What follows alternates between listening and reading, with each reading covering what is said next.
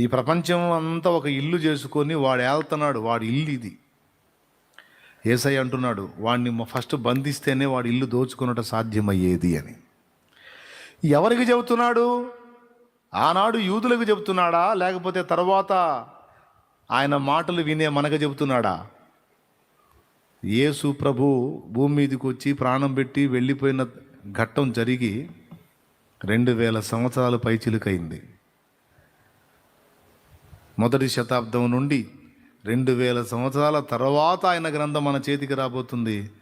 ఆ చేతికి వచ్చినప్పుడు కూడా మనం వినటానికి ఆ మాటలు ఆనాడే పలికాడు.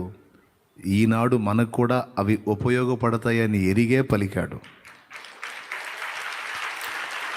ఎలా ఉపయోగపడతాయంటే ఇలానే. ఏం రహస్యం బయట పెడుతున్నాడంటే, ఇల్లు శత్రువు ఆక్రమించుకున్న ఇంటిని మనం స్వాధీనం చేసుకోవాలంటే ఫస్ట్ వాడిని బంధించాలి అన్నాడు. అంటే టోటల్గా నీ వర్క్లో మెయిన్ నువ్వు దృష్టి పెట్టాల్సింది వాడిని బంధించటం, వాడి కార్యాలను ఆటంకపరచటం, వాడి శక్తిని నిర్వీర్యం చేయటం, వాడి బలాన్ని ఛిద్రం చేయటం. దేవుని పిల్లలంగా మనందరం గుర్తుపెట్టుకోవాల్సిన ఒక సత్యం, నగ్న సత్యం.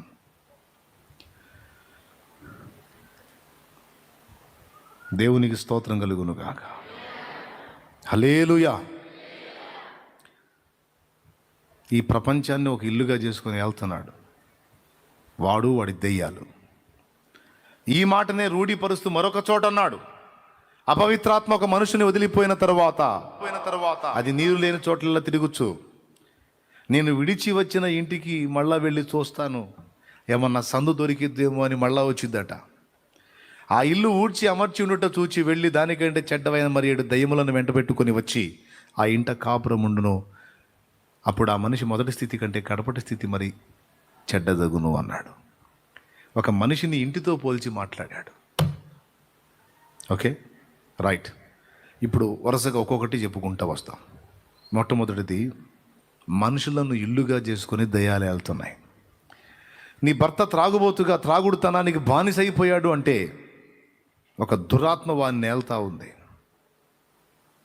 ఏ పొద్దు నువ్వు ఈడు దుర్మార్గుడు, ఈడు తాగుబోతూ, ఈడు బానిస అయిపోయాడు, ఈడు అలా అయ్యాడు, వీడు ఇలా అయ్యాడని వాన్నే తిట్టిపోస్తావు. కానీ వాణ్ణి బలంగా బానిసలాగా మార్చేసి వాడిని ఏళ్తున్న దయ్యాన్ని గుర్తుపట్టవు. నువ్వు గొడవ పెట్టుకున్న వానితోనే, అల్లరి చేసిన వానితోనే, ఆరడిపరిచిన వానితోనే, కొట్లాట చేసిన వానితోనే, నలుగురిలో వాడిని అవమానపరిచిన వానితోనే నువ్వు. కానీ వాణ్ణి పట్టి ఆడిస్తున్న దయ్యాన్ని గుర్తుపట్టలేవు. ఎందుకంటే అది రహస్యంగా ఉంది, మరుగునుంది, దాని పిక్చర్ నీకు కనపడట్లా. హల్లెలూయా.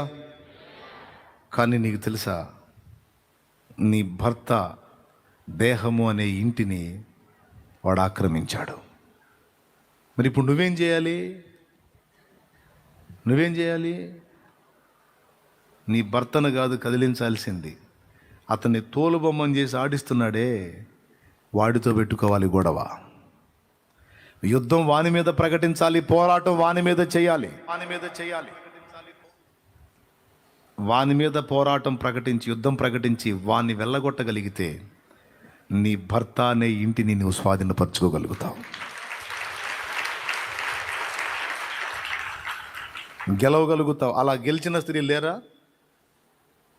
ఒకప్పుడు నా భర్త భయంకరమైన వ్యసనపరుడుగా ఉన్నాడన్నా, నేను ఆయన విషయంలో ప్రార్థించి పోరాడి అతన్ని శోధించే దురాత్మల విషయంలో యుద్ధం ప్రకటించి ఈరోజు నా భర్తను సాధించుకున్నాను. ఇప్పుడు మారి మంచి పాత్రగా ఉన్నాడు అన్నోళ్ళు చేతులు ఎత్తండి, తల్లులు, స్త్రీలు. అయ్యో చేతులు ఎత్తి చూపించండి అమ్మా, సిగ్గుపడతారు ఎందుకు? చాలామంది చేతులు లేచినాయి. చేతులు ఎత్తిన ఒకసారి లేచి నిలబడండి. నా భర్త అద్భుతంగా మారాడు, ఒకప్పుడు అలా లేడు, వ్యసనపరుడుగా ఉన్నాడు, ఈరోజు దేవుని కృప వల్ల ప్రార్థన చేసుకుని సాధించుకున్నాను, ఈరోజు ఆయన మారి మంచి మనిషిగా ఉన్నాడు అన్నోళ్ళు ఆ చేతులు ఎత్తిన వాళ్ళు లేచి నిలబడండి ఒక్కసారి.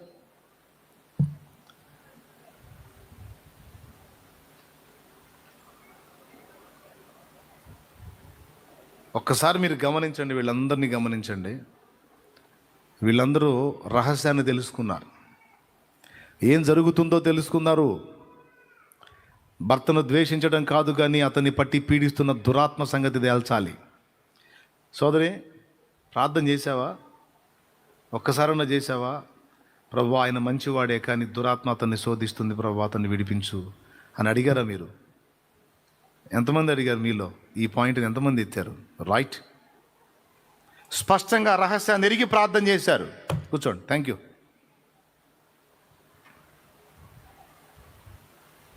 ఆయన్ని మార్చు ప్రభువా, ఆయన్ని మార్చు ప్రభువా, ఆయన్ని మార్చు ప్రభువా, ఆయన్ని మార్చు. నా భర్త పుడతాలా లేడు, పెరుగుతాలా లేడు, మధ్యలో అలా తయారయ్యాడు అంటే అది బలంగా పట్టింది తండ్రి. దాని బలాన్ని నిర్వీర్యం చేయి, దాని శక్తిని నాశనం చేయి. నువ్వు ఏ కార్యం చేస్తావు తండ్రి నాయన, దాని బలం విరగడైపోవాలి, అది అతనిని వదిలిపోవాలి. ఆ త్రాగుడనే దయ్యం వదిలిపోవాలి, ఆ వ్యభిచార కాంక్ష అనే దయ్యం వదిలిపోవాలి. పరస్త్రీ వ్యామోహాన్ని,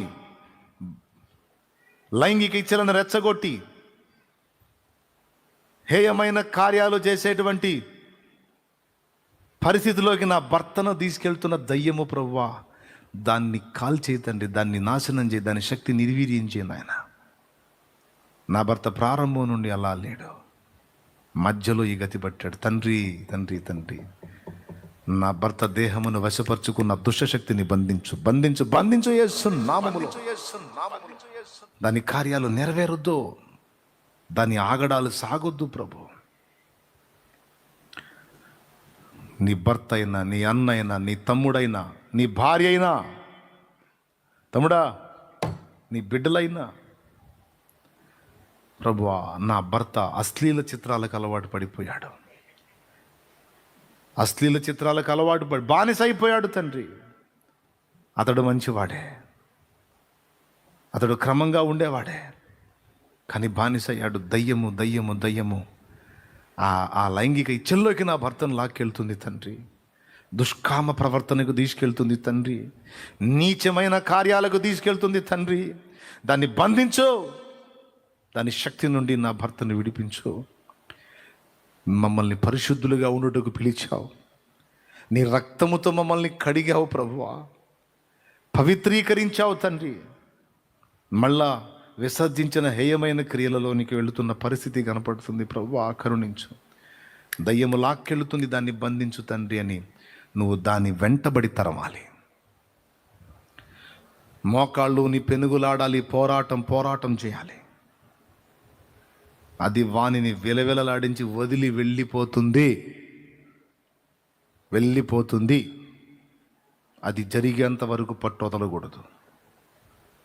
చెప్పేటప్పుడు వింటానికి బాగానే వింటారు, తెల్లారేటప్పటికి మర్చిపోతారు. ఏం చేయాలో అర్థం కాదు. వినేటప్పుడేమో